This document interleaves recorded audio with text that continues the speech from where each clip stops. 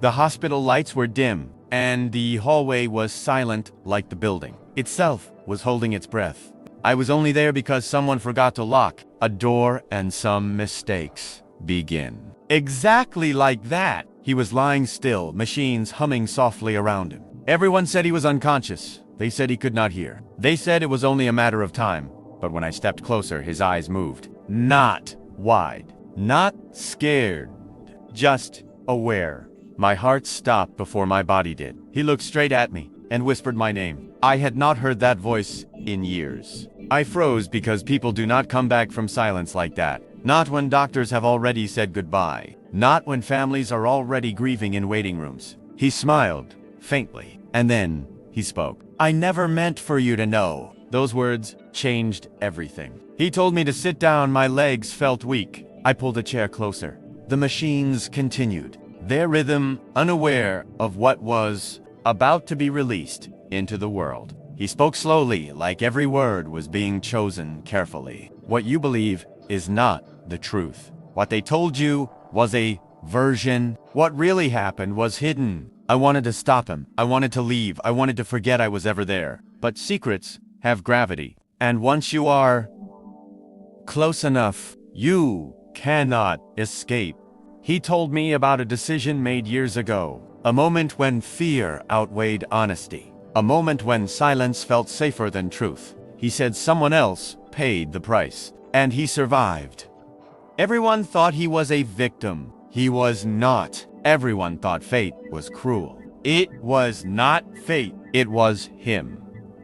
My chest tightened as the room felt smaller. His words were calm, not emotional, not desperate. That scared me more than tears would have. He had lived with this secret for decades. He said it shaped every choice, every relationship, every smile. I asked him, why now? He closed his eyes for a moment. Because you are the only one who can carry it. I shook my head. I said no. I said I did not want it. I said I did not ask for this. He opened his eyes again. None of us asked for the truths that break us. He explained that if the truth came out earlier, lives would have been destroyed. Families ruined, futures erased. So he stayed silent. And someone else disappeared from history. The machines beeped faster.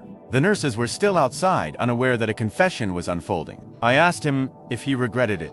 He did not answer immediately. Regret comes when you believe you had a better option. That was the moment I realized he had made peace with what he had done. And that terrified me. He died an hour later, just like that. The room filled with people, doctors, nurses, family grief arrived on schedule. No one knew that the truth had already escaped. It was inside me now. Heavy! Shapu, alive. They said he passed peacefully. He did not. Peace does not leave others haunted. I attended the funeral with everyone else. I stood quietly, listened to kind words, watched tears fall. Every compliment felt like a lie. Every memory felt rewritten. I saw the people who would be destroyed if they ever knew, and I understood why he waited until the end. The truth was not just information. It was a weapon. Days passed, and I could not sleep. His voice replayed in my head, the calm confession, the lack of apology, the certainty. I tried to convince myself it was a dream, that the medication made him hallucinate. That grief created illusions, but the details were too precise. The names, too accurate. The timeline, too perfect. I began researching quietly. Old records, old news, forgotten stories.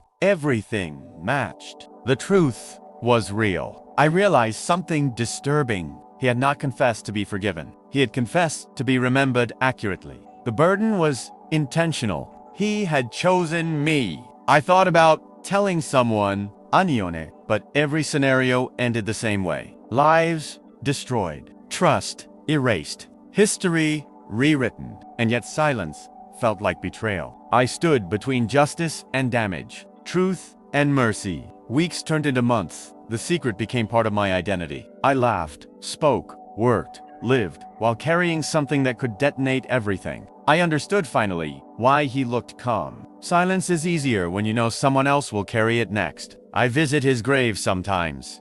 I stand there quietly and wonder if he feels lighter now. The confession did not die with him. It evolves. Some secrets are not meant to be buried. They are meant to be transferred.